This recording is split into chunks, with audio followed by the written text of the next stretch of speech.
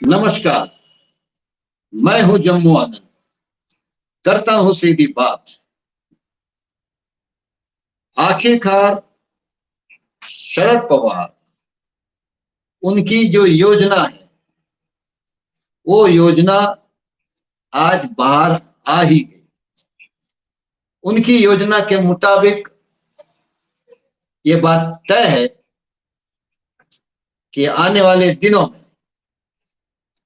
राष्ट्रवादी Congress party का जो विधानसभा विधायक मंडल जो है उसमें टूट निश्चित है, और दूसरी तरफ पार्टी मजबूत होकर उभरना भी निश्चित है।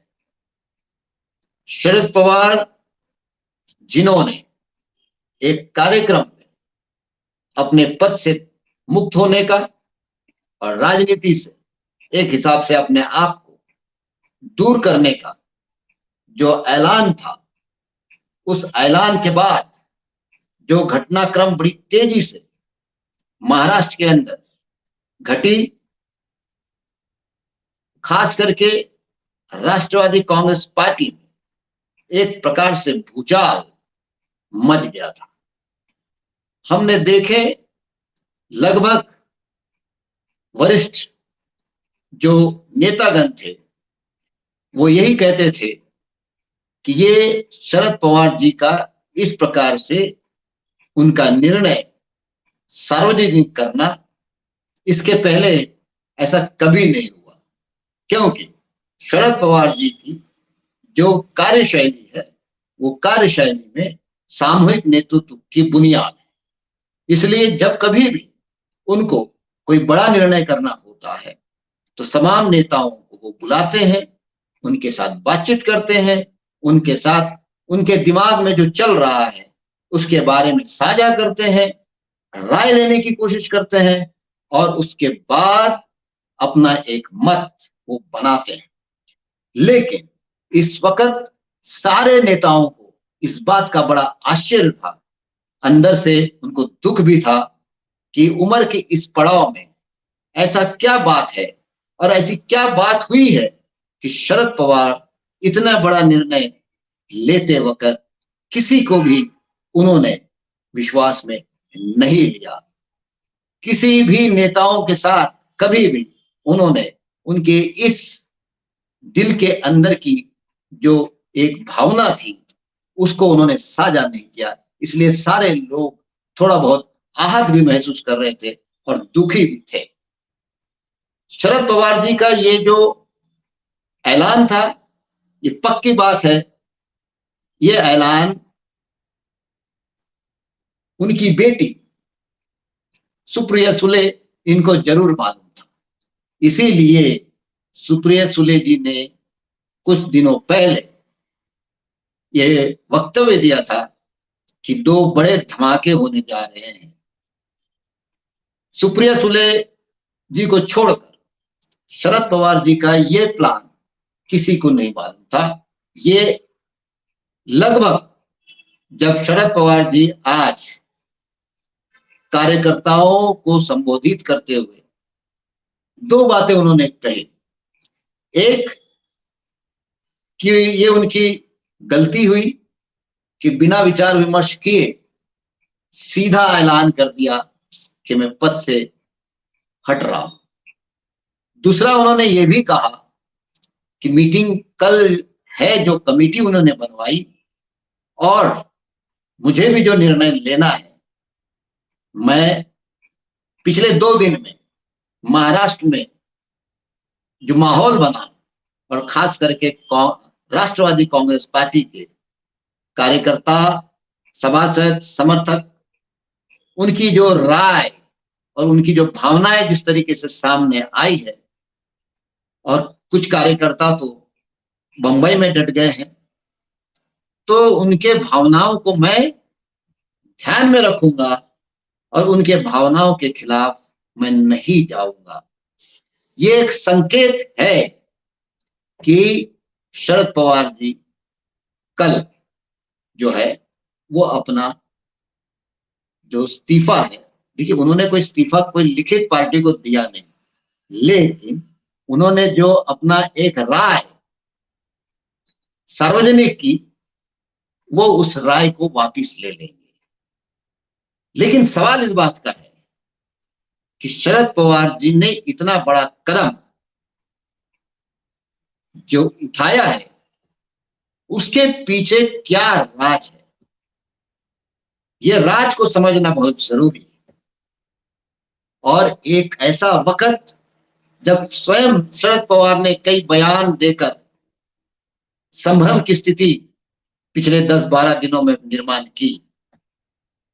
स्वयं शरद पवार ने खास करके अडानी को लेकर जो खुलकर अडानी के समर्थन में आए, और उसके बाद अडानी स्वयं शरद पवार से मिलने गए। उसके बाद अजीत पवार के दो जो बयान हैं, बहुत इंपॉर्टेंट बयान थे। एक कि मुझे मुख्यमंत्री बनना है, और दूसरा उन्होंने कहा कि कोई वैचारिक बात का सवाल पैदा नहीं होता, सबने सबके साथ हाथ मिलाए हैं, इसके लिए सांप्रदायिकता वगैरह वगैरह ये कोई अजीत पवार द्वारा जो कुछ कदम उठाने वाले हैं या उठाने की ओर जो इशारा वो कर रहे थे, तो उन्होंने स्पष्ट कर दिया कि कोई वैचारिक आड़ मेरे सामने नहीं है। तो इसका मतलब क्या है? इसका मतलब ये है कि कल जाकर अगर राष्ट्रवादी कांग्रेस पार्टी के विधायक दल में बड़ा धड़ा अजीत पवार के मुख्यमंत्री बनने के लिए, बनाने के लिए अगर बीजेपी से हाथ मिला लेते हैं, तो फिर ऐसी स्थिति में पूरे महाराष्ट्र में राष्ट्रवादी कांग्रेस पार्टी पर क्या असर होगा? क्या पार्टी उस हालात में पूरे महाराष्ट्र में टूट जाती?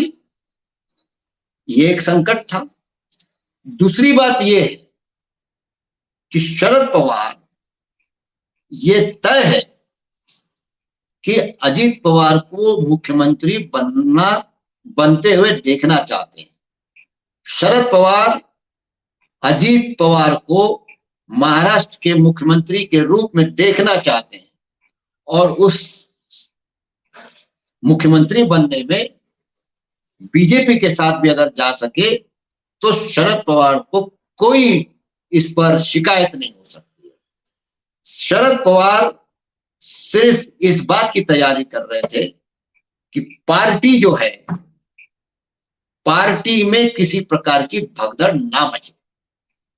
पार्टी के अंदर मतलब बंबई से लेकर तो शहर की गलियां और राज्य के गांव के अंदर जो पार्टी का कार्यकर्ता है, पार्टी का जो कुछ समर्थन है, पार्टी का जो कुछ मास बेस है, जहां जहां उस मास बेस में पार्टी के उस कार्यकर्ता में किसी प्रकार का संभ्रम ना हो, इसीलिए वो ये सुनिश्चित करना चाहते थे कि इससे पहले कि दूसरे घटनाक्रम हो जाए, वो देखना चाहते थे कि पार्टी कैसे एक हो जाए, पार्टी में लोग किस तरीके से अपनी मतलब वो छोटा से छोटा कार्यकर्ता क्यों ना हो, वो पार्टी के अंदर उसका समर्पण को वो रिपोज करवाना चाहते थे।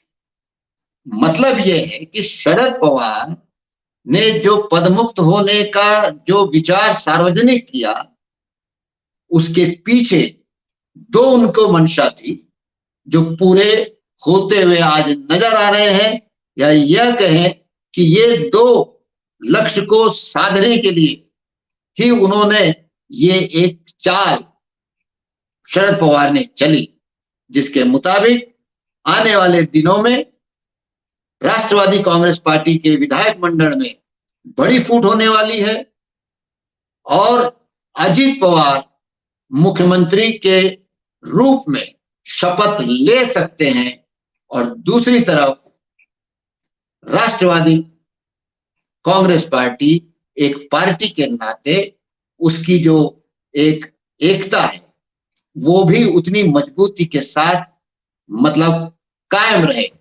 दूसरे शब्दों में विधायक दल टूटेगा, पार्टी और मजबूत होकर निखरेगी और उस नए पार्टी, उस नई परिस्थिति में पार्टी की कमान मतलब पार्टी के अंदर एक प्रकार की एकता को प्रस्तापित करके उस पार्टी की कमान जो है फिर सुप्रिया सुले जी के पास लगभग जा सकती है। तो ये है शरद पवार जी के अपने पद से मुक्त होने के निर्णय को साझा करने के पीछे ये उनकी मंशा है।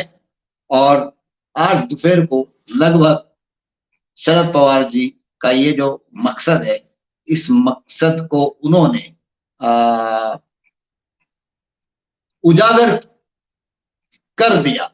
और कल कोई आश्चर्य नहीं होगा कि शरद पवार जी जो है वो